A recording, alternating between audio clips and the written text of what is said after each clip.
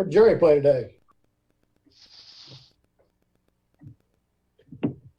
Are you talking to me? Yeah, I said, where'd you play today? Scottsdale.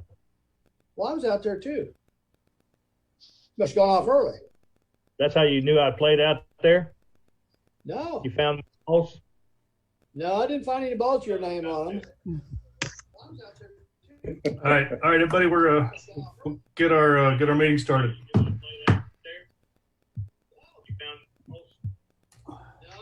Well, let me turn that off real quick. There we go. So, welcome to our second Zoom meeting. Hopefully next month we'll all be face to face. We'll call the meeting to order, and we're going to start with Mary is not with us today, and she gave her proxy to Mark Deal. So Mark Deal's got Mary's proxies for our votes. And then we'll go in, and instead of doing, because I know some of you didn't do course reports, which is fine. We've talked about that with the COVID and riding in the same carts with the supers and et cetera.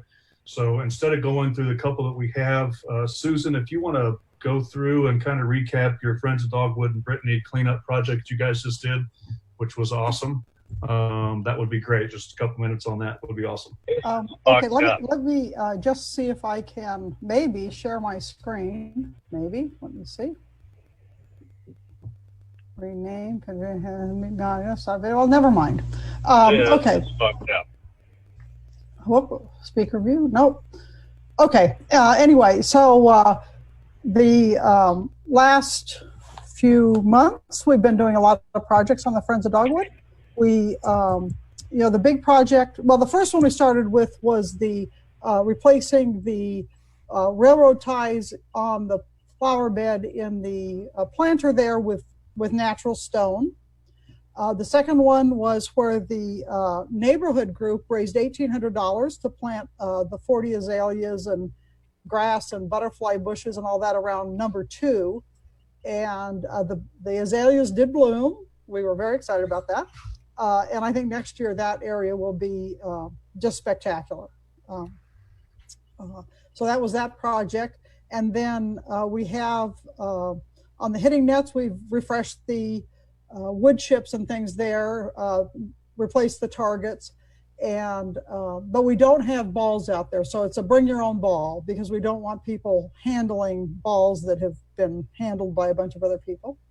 And then last week, I think it was just last week, we worked on the flower bed right outside the clubhouse and planted a couple trees and about 9 or 11 shrubs in there and repositioned the bench. So that one is almost done. And then we are this week planting 3 more dogwoods right underneath the pine trees up there by the clubhouse. So in the spring, they'll be very visible as you come up 18. It'll kind of be the backdrop of that. So we've had a terrific turnout, great group of volunteers that help us. And that'll pretty much exhaust our budget until we have our tournament in the fall, which we hope to replenish and have a list for next year. Excellent. We appreciate, I know the supers out there, and Paul and of course all the membership that plays out there appreciates everything that you guys do out there.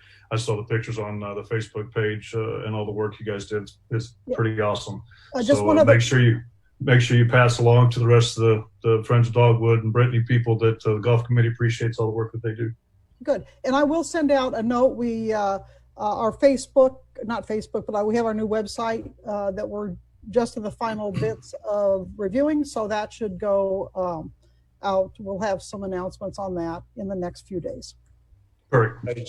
Hey, Jason Scott from Dogwood wanted me to be sure that I let all of those people know how much they appreciate the work they do out there to help their golf course look better on behalf of this crew. So I want to pass that on. Oh, that's great. I mean, it's a great team, and there are so many of these projects that would not be possible without the maintenance team and their equipment, because if you're planting 2 azaleas, that's one thing. When you're planting 40, having a backhoe makes a big difference, and they've been just great for us. So I think it's a real great collaboration. Cool. Thanks, Susan. Appreciate it. Some business now. Keith, you want to start with maintenance, and everybody make sure mute and unmute Your microphones are muted, and then unmute when you want to speak. Okay, I think I need to go over a little bit what minimum maintenance has meant, even though we put it out in various publications. We talked about it in the past, but I want to be sure everybody understands what that meant initially and what we're doing now, and how that, along with the less than ideal weather, has impacted our condition, which hopefully will help people have a little more realistic expectations in some cases as we go forward for the next at least 30 days. Minimum maintenance basically was things that were given to us as recommended from USGA and my organization, GCSIA, various other groups, and mandated by the state and government. So we mowed less frequently is what we talked about, including greens. If we had to, we were going to mow fairways, things like that less frequently. We were going to raise the height of cut possibly. We were going to do things like that. We weren't going to do any detail type work to speak of, none planned. And bunkers were to be raked as we could, the best we could, and repaired after rains as quickly as we could. So what has happened is some of the staffs have been able to put on their seasonal people. We didn't hire any seasonal people that were approved in April. Some of them we started hiring seasonal help in May. A couple of the golf courses have returnees, so those were ready to come to work and they started to work. Once that happened, those crews were able to get out and do a little more work, because I encouraged all of the superintendents to do. This was minimal. That didn't mean that's all they had to do. If they were able to do more, we asked them to do more. An example of that would be after some of these rains we had where the bunkers washed. If you played Highlands on Monday after rain, there's a good chance by Tuesday the bunkers were raked up. If you played Bella Vista Country Club on Tuesday, there's a good chance they weren't. The reason for that is shortages of individual staffs. Bella Vista Country Club has no seasonals yet, hasn't been able to get any. Plus, they have an employee there that's out due to the COVID on their own choice. So I didn't want to hold everybody back. I wanted those that could do more to do more. Unfortunately, what that does is people that try to compare, they got a little bit crossways and wanted to know why one wasn't done and one was. The bottom line on the bunker thing is, to me, it's way down our list. You get a free drop in that bunker. It's still the last thing on our list we're going to do. We wanted to do greens as much as normal as possible. We were going to move down from there. So that is really kind of what we've been doing. As I said, some of the staffs are starting to get filled up with their seasonal and they're starting to do more work. So you will see some differences in the golf courses over the next 30 days of how they're maintained based on the staffing. Most people have been pretty receptive and understanding. We've had a few people that probably I would say that's not the case. They got a little bit upset about a few things that weren't happening at one and the other. So I felt it was important to let this group know what we're doing, how we're doing it, how it's going to go forward, and just so everybody could be clear, so you could help us communicate that if you have somebody in your group wanting to know, well, why is it done here and not there? So with that, I want to stop for a second and see if anybody has any specific questions related to that issue.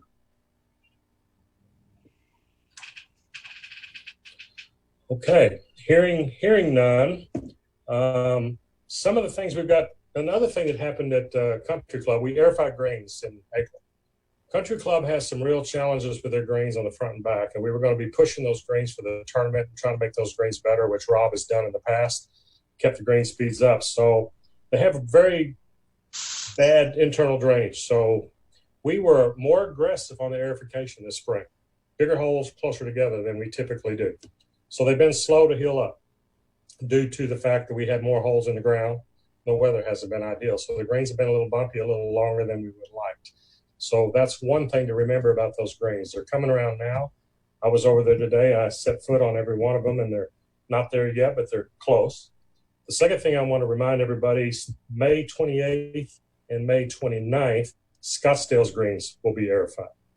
Scottsdale's going to do a little lighter initially, and they'll do the more, more aggressive more later in the summer when it gets warmer.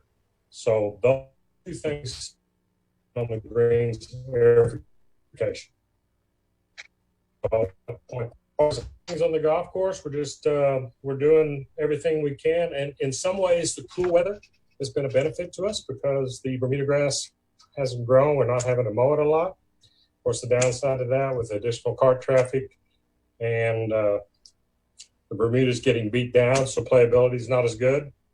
You will notice on several of the golf courses, Country Club this week, Scottsdale this week, they've done some aerification in the roughs to try to promote that Bermuda grass. The weather turns around for us, and Bermuda will start really actively growing, and we'll be better off for it. And it kind of helps offset the one issue that a lot of people forget. With our restrictions on carts, instead of 2 carts in every group, we now have 4. So there's a lot more traffic out there on top of the weather that's keeping the grass from growing. So I wanted to point that out. That's my maintenance report in a nutshell. If anybody has any questions about maintenance issues or what they'd like to see or think they need to see going forward or any other questions, I'll let you ask those before I go into the short project. I have a thought maybe on the topic about sort of the variances in the maintenance. Would it be worthwhile to send a note out to the golf group leaders so they can forward that to their membership so they have a little better idea of what's happening there? I don't know what Daryl thinks, but I think that, that probably would be appropriate. What I would say is the 2 or 3 that we had that were really upset, I don't think telling them was going to make any difference. No, I would assume not. Also, it'd be good to let people know. I agree with you. That's a good idea. Keith, you're going to be able to keep people off of the fairways at Country Club for that tournament, or is that unrealistic? This is the last week that we are restricted on pass on that golf course. I don't think it's realistic to close it. That's just my opinion. I think we're going through enough stuff now. It'll be a little slow coming out, but if we just get some weather here in the next 2 weeks before the event, I think the golf course will present itself very well. Good. Hey, Keith, also on that Scottsdale, that bridge number 2 and 3, just wondering if that's going to be open to foot traffic during that tournament. Do you think they're going to possibly be able to open that just to foot traffic, or is it still going to be off limits yet? I have a call in for our engineer, Crafton and Toll, to ask him that question. He has not responded yet. I just sent it 2 days ago. So I will follow up. I would anticipate that he will be okay with foot traffic, but I don't know. We'll wait and see what he says. Okay. When is that bridge due to be repaired? Finished. Okay, well, if you got any other questions about anything else, then we'll go into the projects, which is the next part. Yeah. When is that bridge in number 2 at Scottsdale scheduled to be completed? All of our projects have been delayed somewhat due to the COVID. Scottsdale now will not have any work started probably till the first week in August at the earliest. Some of that's engineering related. The water's been high. It's just they're behind. So we haven't got the final plans, so we haven't been able to put it out to bid. I've agreed to the plans to put it out to bid, so it's behind. It's going to be most of the summer, if not the entire summer, without that bridge. We will try to get them to do that bridge first once they start work, if that's practical, because we can use the other. But that's the only report I have on Scottsdale at this point. The Burksdale Bridge, if you've been by there, the removal, you've seen that the contractor has moved in and staged some equipment. I drove by there about 30 minutes ago. They've got about 90% of the debris removed from the back of the bridge. That was necessary so that they could actually begin their demolition. What's interesting, I didn't take my phone out there, and if you, Tammy, if you've got those pictures, maybe you could put them up. When I went over there a while ago with a lot of that big debris that's gone, that's the company right there that we chose. That's showing all their permits and all the things they need to do the work. If you go to the next one, that's what it looks like under the bridge right now. And I looked at it today, and 90% of that is gone. What's interesting with all of that material gone right there, the 3 pillars on your right-hand side of that picture, you can see they've really got knocked out of there a long way. So it's I don't think it's going to be a very big challenge for them to remove those pillars because it doesn't appear they're in the ground or in the soil very deep. So once they get the debris moved with this equipment right here is how they're doing it. You can see some of the big logs that come out there. Then they will actually start the demo. They're going to start working backwards. They're going to work from the Burksdale side if possible and pull the planks and stuff from the Kingswood side, if that makes sense, so the north side, and work their way backwards across the bridge because there's access issues in Kingswood that would interfere with golf. I'm not saying they won't have to get over there. They might, but they don't intend to. And they talk about this project being mostly done by June the 8th or 9th. That was when they were going to start. They've only been able to work a day and a half this week since they got the contract approved. So they're anticipating the final removal will be sometime in early June. I'm going to guess more like mid-June when you look at the long-range weather. So it'll be out of there soon is what I would say.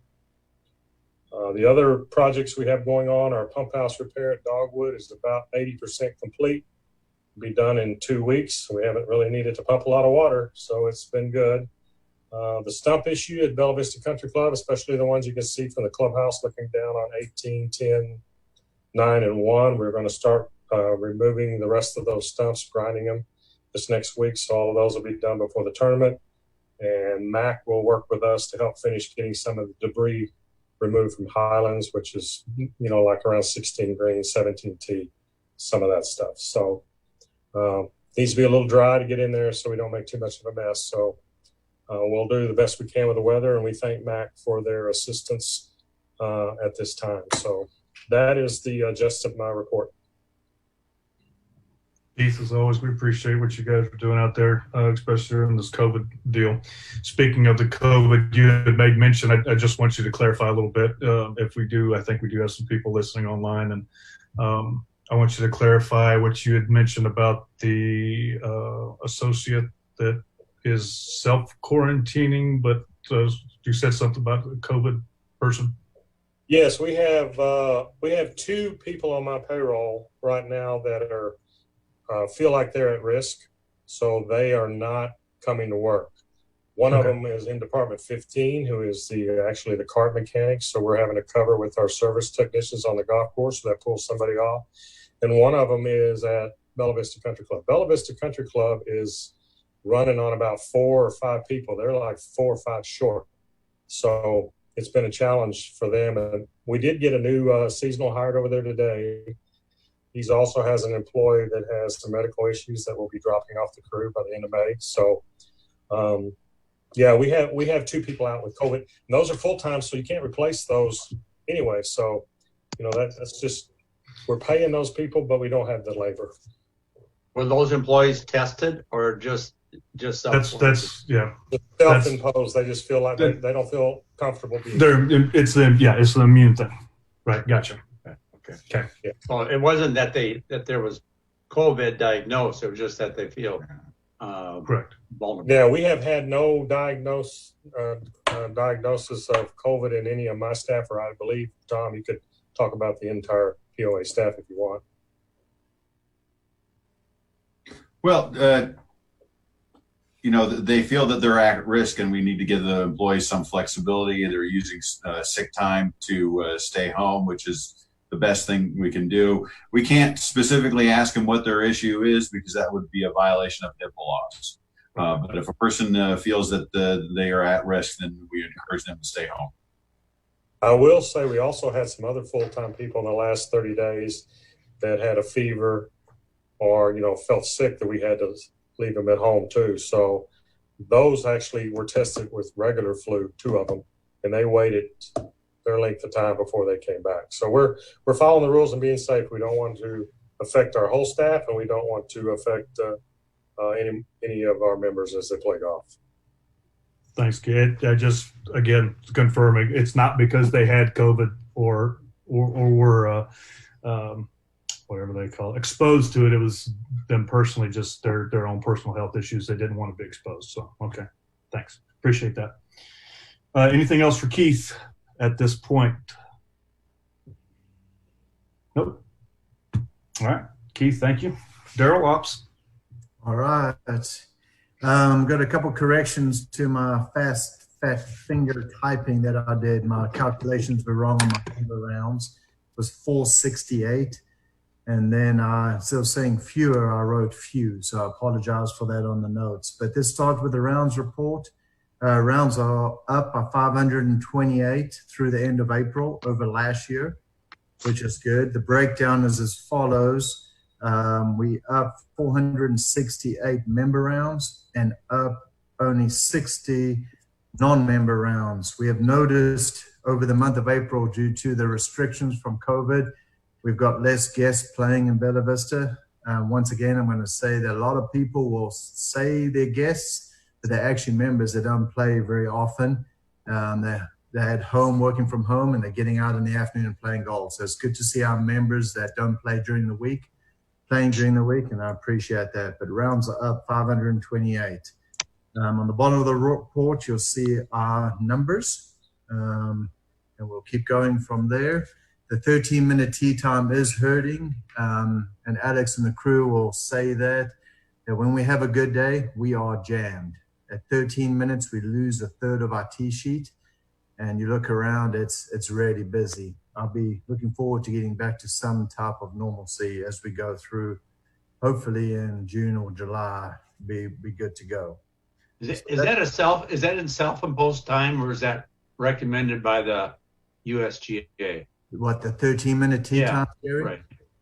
It is a calculated tee time that my crew and I did together, so everybody can have enough golf carts to go around. So if we went down to 8 minutes, we'd run out of golf carts at about 10:20. So you got to have 13 minutes between them on each golf course. That way everybody gets on the golf course, and by the time one group gets out, we have carts coming in, so it works out. Has it been enough play where we would have ran out of carts yet? We've been out in a number of places. People been sitting. They show up 30 minutes prior to the tee time and get their golf carts 5 minutes to their tee time. So if we didn't have that in place, we would be hurting. And people understanding, membership are understanding, very sit around, hang in there, and then we'll get them loaded up, disinfect the carts, and good to go. So it's working really well. But we have been on good days, it's tight. It really is. Moving on real quick. I heard some good news about 5 minutes ago. So the WAPT is coming to Bella Vista, Scottsdale on Wednesday and Thursday. And Gary from APT, the actual tour, just texted me. We got 42 ladies signed up already. They realized that it's a limited field of 78. So we got 42 ladies have signed up, and that's a month and a week in advance. He's pretty excited. He's like, That's awesome. Yeah, it really is. On the boys' side, on the APT side, we've only got 25 signed up. But the guys always sign up the week before. Their first event on June 2nd through the 5th, they got a full field. So he's expecting that just to roll over. So he feels we're going to have a full 78 ladies and 155 men coming to Bella Vista. Everyone's anxious to get out and play. So that's really good news. On the APT side, there's been a lot of energy in the room through the week. Everyone's getting excited. Charlie Teal and them are doing a great job. So is Ruth. So thank you. Ruth said earlier that we will ramp up the volunteers about a month out. So a couple more weeks and then we'll get that rolling. Ruth and I have got a date on Scottsdale Golf Course Friday afternoon to drive around and look what we're going to do for spotters and kind of go from there. Any questions on the APT? This is a question that's not really direct, but are there enough hotels, motels that are going to be open to house these people? Yes, they're currently open right now. And what's really helped us, Susan, that's a great question, is the LPGA's moved later in August. So that was our big worry. If we did this and the LPGA was going on, it's going to be crazy. But they've moved, so it's freed up a lot. The AMP has moved a lot of their events off to July. So that's helped out the hotels. So Gary was actually visiting, our Gary, it's on here, but Gary from the APT was visiting visit Bentonville saying, hey, look, we're bringing in more people this year. What can you do for us? And he visited with them, I think this morning. I haven't heard anything from that yet, but that's kind of exciting. We do have enough hotels and things are good to go. Anything else on the APT? WAPT. All right, we're going to move on to the hot topic, which is COVID-19 updates. Right now, the process is working. The teams are doing a good job. Every now and then, we get a member that gets uncomfortable with our new procedures and wanting to go early or shows up an hour before their tea time. We just explained to them, this is what we're going to be doing. So visited with my staff and we went through a lot of stuff. And people got to understand that it's a week-to-week deal. Until we get to phase 3 is when we can open up to our normal 8-minute tea times, 2 people per cart, and get back to shotguns. I don't foresee that happening until mid-June. So right now we're setting up the groups, we're sending out stuff to carry on doing what we're doing until mid-June. But even in mid-June, if that comes around and our governor says we're going to do another week in phase 2, so just to make everybody aware on this conference call, and a lot of you playing groups, we're doing our best. That's that call. Once he makes that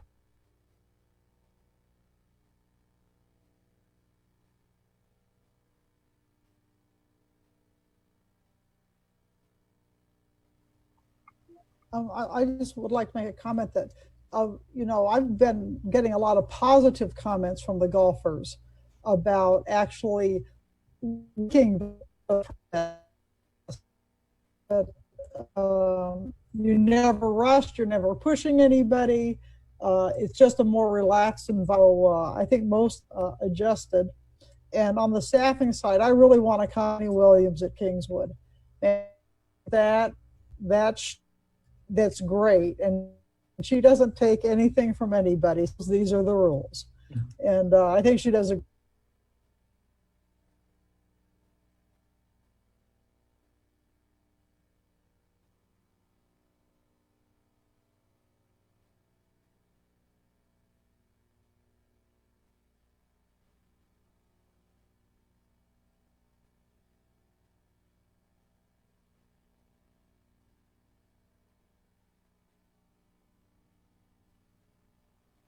Alex and I and the pros look good, and they're a great group. I'm very proud of everybody. With that said, I'm gonna give the floor to Alex. All righty, sir. Thank you. We're looking forward to getting our tournament season started. My 2-man summer series has just started up. That's just a time event. All matches are played at Dogwood this month, and they move over to Kingswood for next month. So our first thing is kind of running for the season. We're going to try to go ahead and go forward with the person scramble that was originally scheduled for the last weekend in March. We had to push it back to May 30th and 31st out at Highlands. And we're going to try to go ahead and go with that. We're going to change it up from shotgun just to doing tee times. Same deal, single rider, minute intervals. Something like that, so no concerns with any of that stuff. And we'll kind of forego all the live scoring, so no reason to hang around, look at the scoreboard, kind of congregate. We'll just take the cards in and have to send out the results just later in the day. Since it is a tea time event, we'll just do like a tea time lottery to pick tee time, since instead of everybody going at 9 o'clock, we'll have to spread them out from about 7 o'clock to around 1:30 with a full field.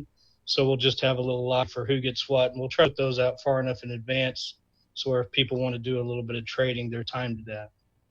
A little bit about our golf program. It's, of course, been hurt quite a bit by the pandemic. We had to cancel our first junior golf camp that was scheduled for second week of June. We're still optimistic about getting to host our second junior camp in July. We'll kind of see how that goes. The PGA Junior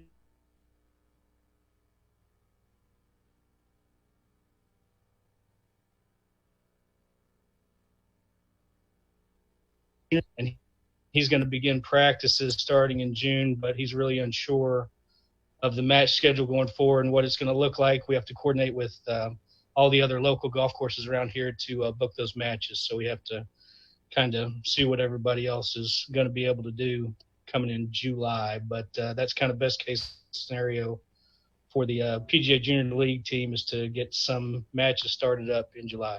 Registration for that is still open. Gavin has a team, but he's still looking for a few extra players. If anybody wants to still sign up, he's got registration open through June the 1st. Let me just. I doubt anybody on this call could sign up. Oh, But what's that age Let me group? clarify. Ages 6 to 12. 14 and under, yeah. Dang it. You just missed him. Barely. Any questions on any tournament-related activities? Alex, you wanted to mention July the 4th? Yeah, I got sign-ups for the Friends of Highlands July 4th tournament in today. As of right now, we're still hoping to have it as a shotgun. The possibility is we'll have to tee times and just kind of get creative. Probably have to do some things, worst-case scenario, like we're doing with the three-person scramble, as far as food goes and scoring and things like that.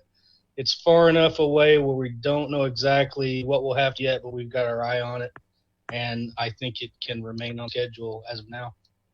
Are you going to put it on the website? That one, I believe, is on the website. I'd have to look at right now. I'm looking make at it right sure now. it's, It's not. Gary, it's gone to the paper. No, the reason it's, let me jump in there. The reason it's not on the website, Gary, is because we don't take the money at the POA. It goes directly to Phil Spencer's house and cash only. I'm kidding. Right. It goes to Phil's house or something. Online, we collect everything through the POA. It's not our event. It's the Friends of Highlands event, but we do promote it. So that's why it's not. It is on the website, just not registration on the website. You can't register online, correct? So it's in the second section under, I think there's Charity tournament. there's a Sports fundraisers. POA tournaments, and there's another Oh, yeah, I section see it. that has it. Yeah. Okay. And the other thing on is it's under your bailiwick, Alex, or not, but the Golf Fest on the 6th of June canceled. Well, the Golf Just Fest modified. itself is canceled. We've had trouble with our vendors not wanting to do days just for safety's sake. So June the 6th is going to be a Callaway fitting day. Yeah, right. Callaway's here with their fitting. It's by appointment only. At least, I want to say June 7th. I don't have the information in front of me, but it's a titleisting day. And then a day later in June, a tailor-made fitting day. So we're going to have something similar to a multi-vendor day. We're just getting it out, and they're all going to be here with fitting equipment and all the stuff if anybody wants to try. Okay. Has that been publicized? Alex, let me jump. Golf update. Now, Gary, only. So not a demo. It starts on June 11th, and then June 20th, finishing with TaylorMade. We will have 6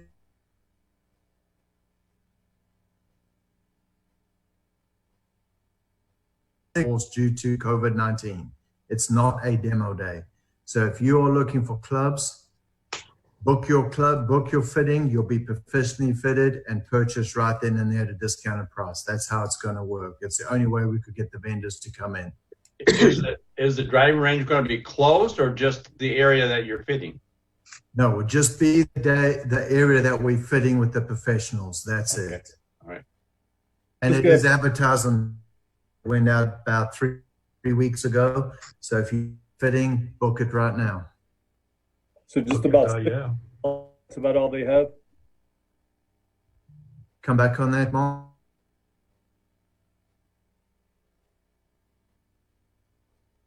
I can send down for the fittings. So you're saying, so let me just understand. You have 6 available slots to fit That's correct. for the whole day. Depending what vendor it is, the minimum 6, and then we've got Callaway will have about 12 fittings for the day. Do different times. Do you know if we've gotten any takers yet? Oh yes, it's filling up Any- fast.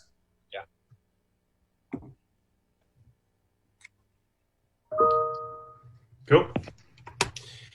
Any other questions for Alex, other than I want to know who his barber is, because obviously he's gotten haircuts since they were off. I have a question for Daryl on the financials real quick. How are we doing compared to our budget? Well, hey, Susan, we'll take that offline. Okay. Okay. Thank you. I know the invite went out to the supers. I don't know if any of them were able to join us today, but if they are, feel free to jump in if you have anything to say or add to the conversation as of right now. Jason, none of them were able to make it. Thank you, though. Okay. All right. That's fine. No problem. I know they're out there shoveling grass around, so that's good stuff. Tom, do you have anything for us today? Yeah, a couple things. The restaurants are now open. About 50% of the people that we're serving are still curbside. So, but we are getting some people coming in. It'll be interesting to see how we do this weekend as to how many people will come out. You have to wear a mask. All the tables are separated by 10 feet per the governor's regulations. Both Reardon and Branchwood gym facilities are open. We recommend you get a reservation because it's limited access. The equipment is separated by 12 feet per the governor's regulation. And we're pleased to announce that the pools will be opening later on this month, but it will be limited attendance also because of the COVID regulations that were put out. But we're rolling with the punches and getting the amenities open as quickly as we can, but doing so in a safe manner and making sure that everybody remains healthy. Finally, through the end of April, we've signed up 852 additional activity cards compared to last year. We're anticipating that might increase by the end of May to about 900 to 1,000 additional cards compared to prior year. And that's it. Oh, and we have the annual meeting next week. I would normally tell you to attend, but it will be via Zoom. So log on so you can see. And if you have not yet voted, please do so immediately. Very few days left for you to cast your vote. Is that logon link going to be publicized? I'm sorry, say that again. The Zoom logon link will be publicized? No, you won't be able to log on. You'll only be able to view it, and you'll be able to view it via Facebook. Okay. Just like the board meetings, Gary. But if you have any comments, if anybody has any comments, we ask them to send it to the corporate secretary, otherwise known as Tammy, and those questions will be read at the meeting and answered at the meeting. Yep. Anything else from Mr. Tom? That's it. All right. Thanks, Tom. Any of our board liaisons, Mary, Jerry, I don't know who else on here I could look, I guess. If they have anything. No, I don't have anything. Okay. I'm good. All right. I don't have anything either, Jason. Thank you. You're welcome. Tammy, did we have any questions come in? I know I didn't through my email address, but were anything come in through the POA from the membership? No, we had no questions. Okay, thank you. Can I take just a minute, Jason? Miss Ruth, absolutely. Yes. No, you can't, because I know what you're going to say. Okay. Yes, ma'am. This is my last meeting as board chair with all the committees. And so I just want to take this opportunity on behalf of the entire board to thank each and every one of you members on the committees and staff, because we know how hard you've worked, how dedicated you've been, and the time and the effort that you've given up makes Bella Vista the place it is. And we really appreciate everything you do. And Bella Vista wouldn't be what it is without you. So we thank you very much. For those of you retiring, we thank you. And those coming on, we look forward to your presence on the board. Thank you, Miss Ruth, and you're going to be missed as well. You of all people don't need to tell us what we've done for the community. You've done so much over the years. With started on the golf committee, is that right? If I remember that correctly. 14 years ago. A couple years ago. 14 years ago. Yeah, so we appreciate everything you've done for us, and enjoy your final retirement. Even though I know that's not going to be volunteer. It will be my final retirement.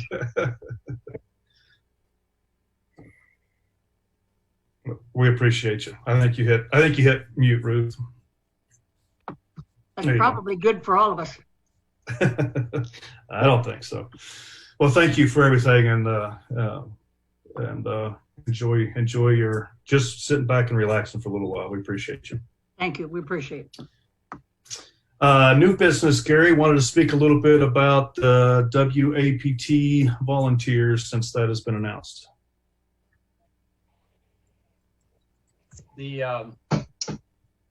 We're doing fairly well with getting representatives, but we're going to need to get more because of the number of players have increased so much, as Daryl has said.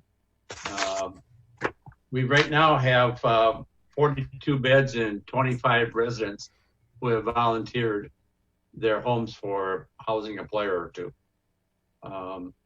I would like to get at least another 10 residents. So if anybody knows of anybody that wants to volunteer, give them my information or give me their names and I'll follow up with them. I would really like to get at least 50 beds. If we can.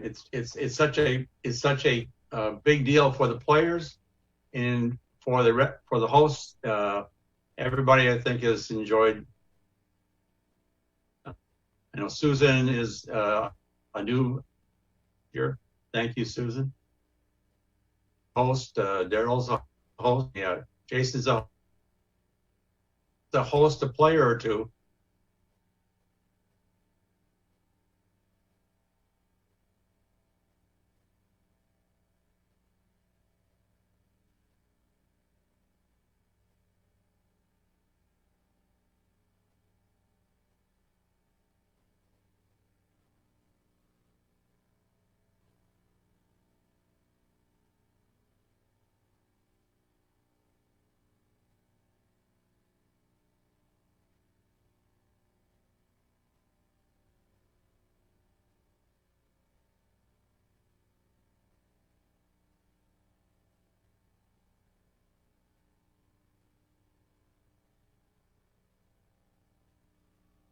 To not move forward, and one was recently hired by the POA, so they had to pull out. So Phil and I both have talked to Sheila, Jeff, and Mike, and at length on what the committee's about and all that good stuff. And Phil and I both feel very strong about all three members coming on board. Just to be completely transparent, Sheila's husband is Jim, that works at the pro shop at the country club. So he is a employee of the POA, but she's extremely excited about coming on board as Jeff and Mike are. So what we need to do is, as a committee, and then of course myself renewing, unfortunately our good buddy Dean and Miss Mary are going to enjoy some golf on Wednesdays instead of joining us for these meetings. So they didn't want to renew this year. So what we'll need to do is vote for each member, approve each member, and then we will present them to the board just as normal process, and the board will then vote on them at this month's meeting, and their terms will start July 1st. So if we want to go forward, if somebody can make a motion we'll need to go name by name. If someone wants to make a motion to nominate Sheila for the board or for the committee, and then a second, and then we'll take a vote. I would like to make a motion on voting to approve Sheila Hayward, adding her to the board. Golf committee. A second. Is there any discussion on Sheila? Everybody got their application, so. If not, All in favor, say aye. Aye. And Mark, you have Mary's proxy, right? Correct? Yes. Okay. Is anybody opposed? To me, that'd be easier if anybody's opposed. Okay, so Sheila will be recommended to the board for approval. The next was Jeff Hendren. I would like to make a motion. Yeah, I'd like to make a motion to approve Jeff Hendren to the board. The committee, the golf committee, not the board. Golf committee board, excuse me. Yes. Okay, guys, you got you. I'll second that. Second, thanks, Susan. Any discussion on Mr. Jeff? All in favor? Aye. Ayes. Aye. Anybody opposed? Aye. And the last one, Mr. Mike Houston. I'll nominate Mike to be a committee member. I'll second. Discussion on Mike. Who seconded that? Sorry. I did. Who's Gary. I? Mertz. Gary. Gary. Okay, thank you. All in favor? Aye. Aye.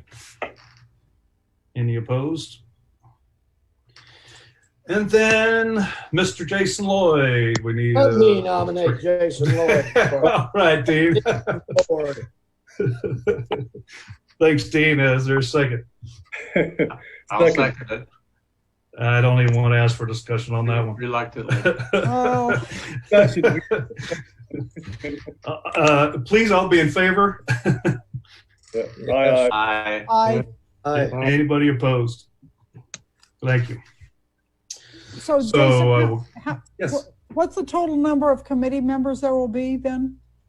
I will have to count it back up because I had it counted and then the couple backed out. So we had 6, correct? We got 8 now. You got 8, I think. So we would have 8. No, we will have 7. 8. Let's see. 8 is what 1, Carol's saying. 2, 3, Count 4, yourself, Jason. It's 8. 5, 6, 7, and myself is 8. That's correct. Thanks, Okay. Ruth. See, I'm gonna miss you, Ruth. Were you using your fingers to count? I I know was. I when had to you take offer off my up shoes.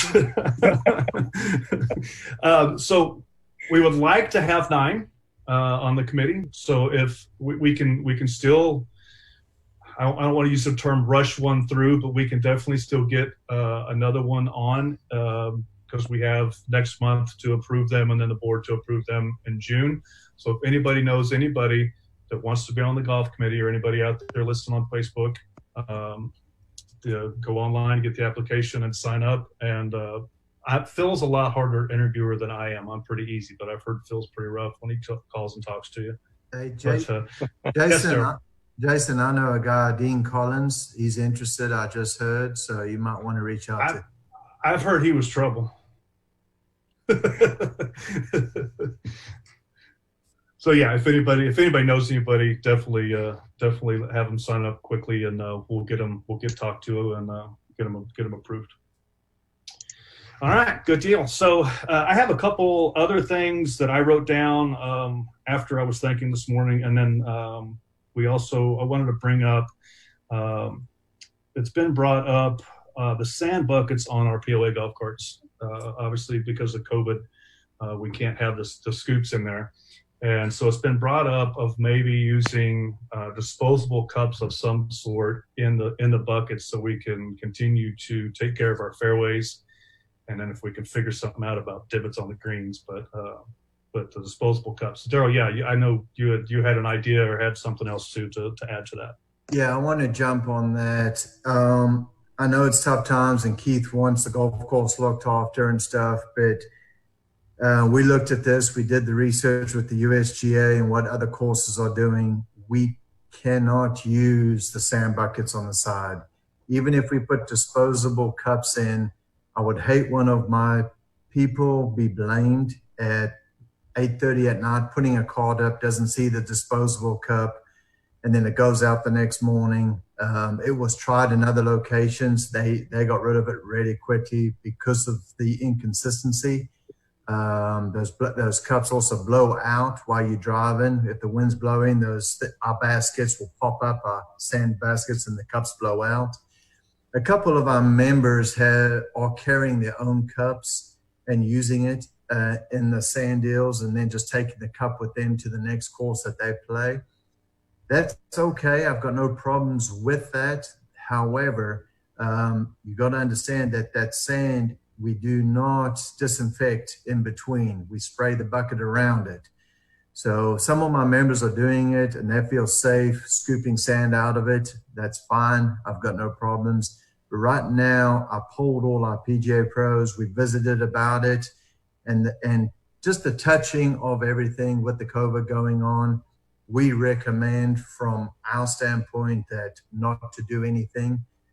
We've actually found that here lately, our sand buckets are being used as trash cans because we've asked the membership to dispose of their trash. So when the carts come in and our cart guys say, can you clean that out?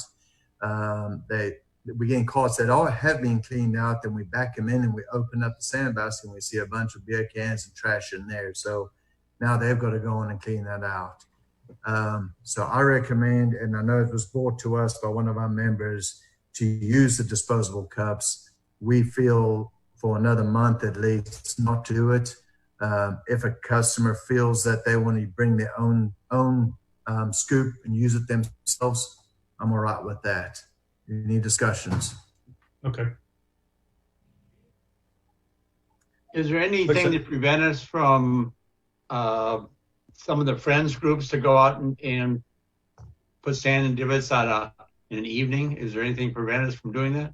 So Gary, we did this the last couple of years. We've had sands and suds.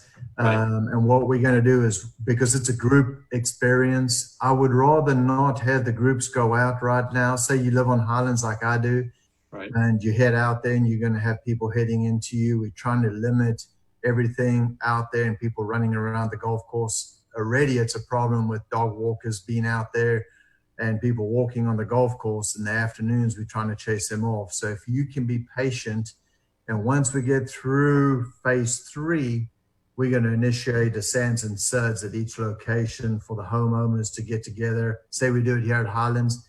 I'll meet you out there. We'll get Greg with the big sand, I don't know what do you call it, Cushman, and he can follow us around. Keg.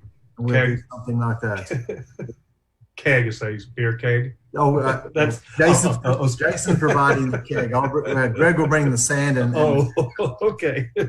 But let's wait till COVID-19 settles down, please, because on the good days that out there, we are busy and we have a lot of walk-on golfers. I'd hate people that live on the golf courses to be out there putting sand divots and all of a sudden a golf ball lands right by them or hits them, and then we've got problems.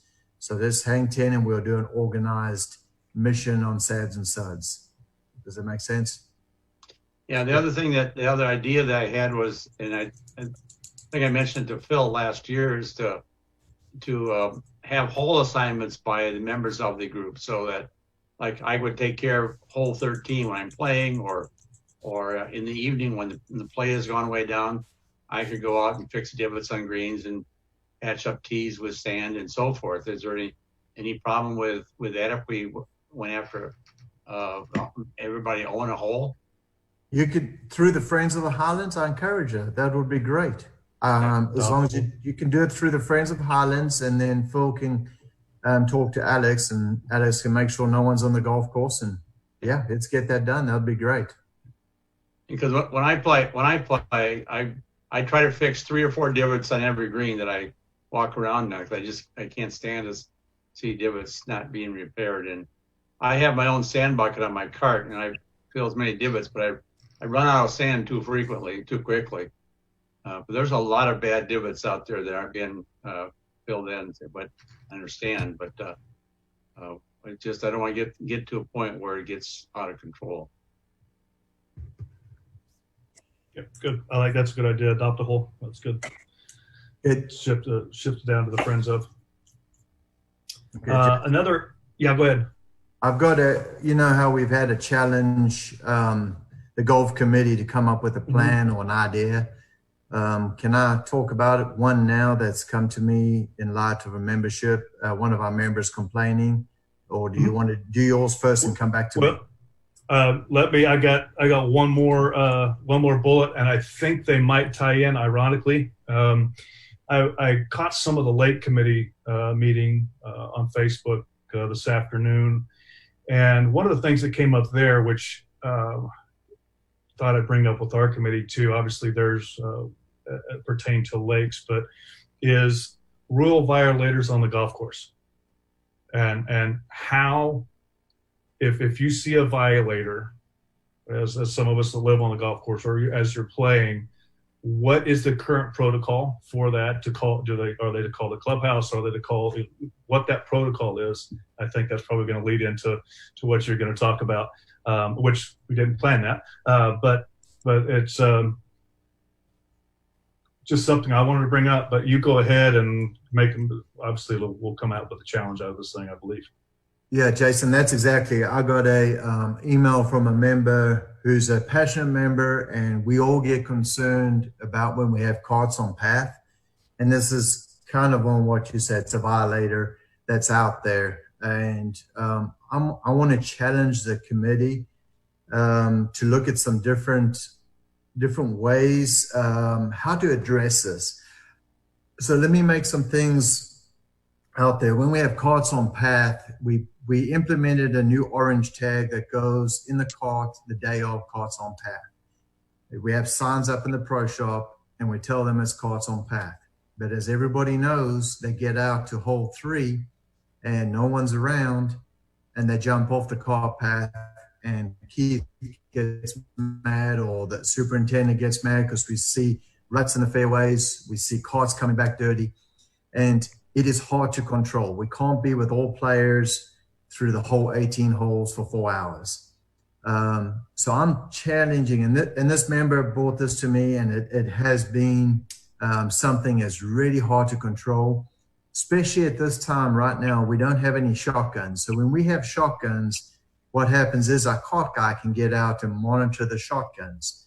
But now we have tee times, and the people got to realize, and I want the board to think about this, the golf committee to think about this, is I only have at any given time 2 people, a cart guy and a pro shop guy inside. So what we're finding is people are calling in and saying, hey, it's carts on path today, but you've got a violator out on 5 or 6. Do something about it. Well, my guy in the pro shop can't leave because he can't lock the pro shop. It's tee times, and we're checking people in. My guy outside in the cart barn is disinfecting carts and making sure everybody stays on the 13 minutes and keeping everybody going. What do we do? When I have more staff, it's a little easier, but we do run a tight ship. I'm going to say this, and a lot of people that move here come from private country clubs up north or south, and they have a pro, 2 assistants, a bag guy, and a cart guy. So they've got 5 people working at any given time. So if they have an issue, the pro walks out and says, hey, cart guy or bag guy, go take care of this on the golf course, and off they go. We don't have that luxury due to budget restraints and how tight we run our ship. So keep that in mind. But my challenge to this committee, and talk to your groups for the month of May through June, is how do we deal with violators? 1, we've got too close to the green on some of them, for the handicapped people getting too close. And then 2, the biggest one we see, especially this time of year when we're trying to get the grass to grow in and we do carts on path, people violate it. How do we address it?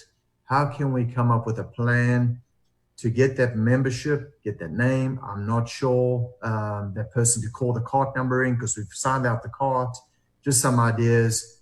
Let me know. I think it's something that needs to be addressed moving forward.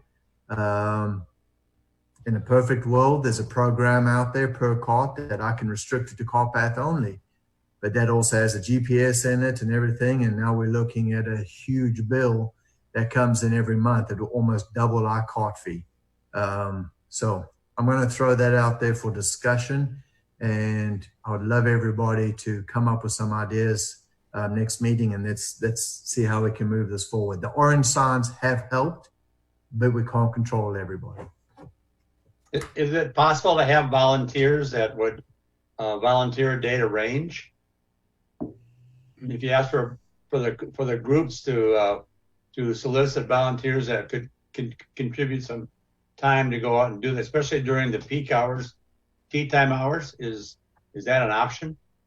I'd have to look into liability on the golf course. We used to have volunteers as play managers back in the day. Yeah. We had to get rid of that because of insurance if they have a wreck or something. That's the ideas I want you to come back to me on. I'm writing that down. I have to check with the lawyer for sure. You can't have volunteers, and two things is because if they were to get injured, they're not covered by workman's comp, and second of all, they're working, and so they have to, by law, be compensated, and taxes have to be paid. What if there's a liability waiver that they sign or they agree to? You can't. No, you can't do it. We've looked at it many times. You can't have. You got to be very careful with volunteers. Thanks, Tom. Got to be careful with vigilante type activities too, I think. Getting people in uncomfortable situations where, somebody might challenge somebody and then a fight breaks out and, you made the problem worse than ever. So but Tom, what if you went through the friends groups, like the Friends of Highlands created a group of people that would help range the Highlands on an occasional basis? Do the Friends of Highlands carry insurance? Pardon? Do the Friends of Highlands carry insurance? I doubt it. No. But we're out there volunteering to clean up the flower beds. But if we're taking a volunteer and we're training them and we're assigning them a shift and they're going out on a golf course and they're taking directions from our staff, they are effectively an employee that is not being paid, and that is against the law. You could interpret the planting of flowers and trees and so forth in the same way, but we kind of take a little bit of a hands-off approach, and you guys do the work, and we're not supervising you. So it's a little bit of a dicey situation, but if we have regular shifts where a person is working 3 or 4 hours, they are clearly an employee at that point. Yeah, we would. I guess my point is if maybe we should talk to the lawyer to see if there's any ways around it, because I think there's people out there that would be glad to volunteer help and do something. But I don't know, between Daryl and you and the heads of the Friends can figure out how we could do it without impacting the legalities of the situation. Gary, I can say on the Lakes Committee this afternoon, the same type of topic came up, and they were talking the same thing, a Friends of Windsor, a Friends of whatever, and it was, it's a no-go. So the best thing to do is sit on your back porch with a cocktail and say, hey, carts on path type of Hey, that's what we try to do. Gary, that's why I want to challenge you to think outside the box, because our hands do get tired. And the biggest thing is I'd hate for a Friends of the Highlands to confront a guy on the golf course that's had a few and we have an altercation, like Tom said. It's not fair. When we had players assistants, they were out there. Just the presence of them did help, but we did have confrontations, and it's a sticky situation. Someone will get caught violating, and it can go south real fast. I challenge the board to think outside the box, see if they can come up with anything, talk to some friends, and see where we can go from that. And we'll report it in like we did on all the other challenges. Send emails in to me, and we'll go. I have a question, Daryl. Do we have any sense if this happens more frequently on days when we just have the carts on path for maintenance purposes, or to protect the grass, versus weather days? Like today was clearly we were carts on path because of the weather. It's spontaneous, Susan. We've looked. It's whether we have our 2 weeks, people get used to it. We maybe that first day of our 2 weeks, we'll have a golf group not so used to it because it's dry, they'll jump out there. And then next time they play, because it's a 2 week program, if they're in a different group, they realize it. But it's ongoing. And to tell Keith, we put the orange signs in and people see it. So when a customer or when somebody calls in, say the group behind them calls into a pro shop, and we do have a guy that can run out there, we say, guys, look up above you, because it's bright orange right in the cart saying, cart's on path. Oh man, I forgot, I apologize. And then move on. But it's sporadic. There's no justification if it's our 2 week program or if it's weather driven. Okay, thank you. People not paying attention and then driving off that cart path. Okay, you've thrown my name out there a bunch of times that I get upset with. So I'm going to say something. Yeah, I don't want that to happen, and because we're trying to take care of the golf course. The bottom line is the golf course belongs to you guys, the members, your group, the group in front of you. Maybe you should think about saying something to them.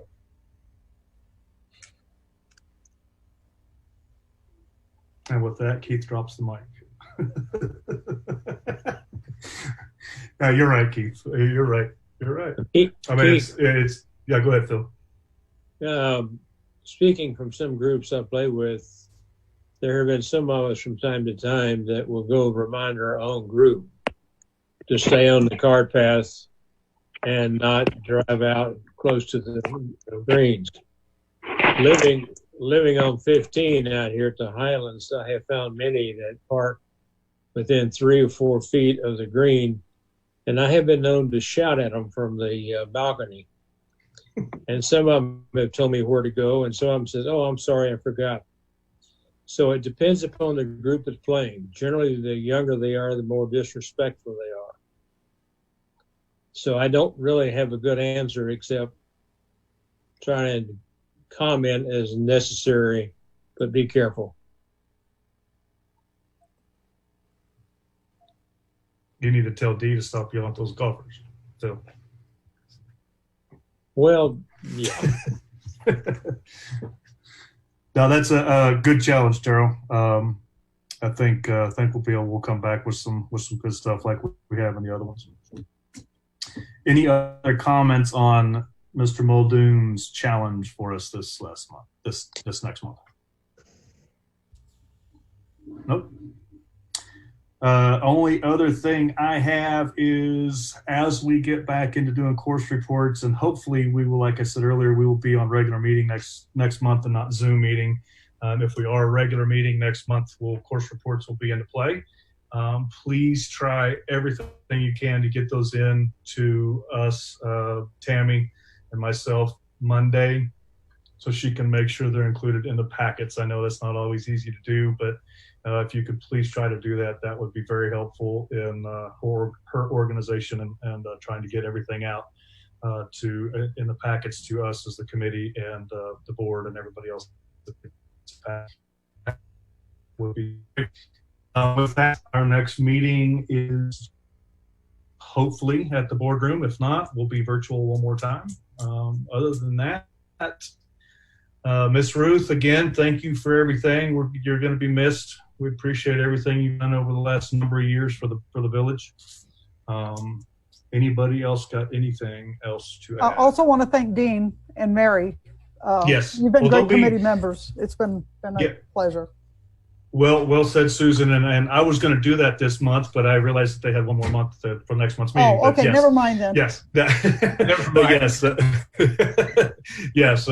Dean and Mary will definitely be missed as well, but we'll give them the proper send away next. Okay. Anything else from anyone?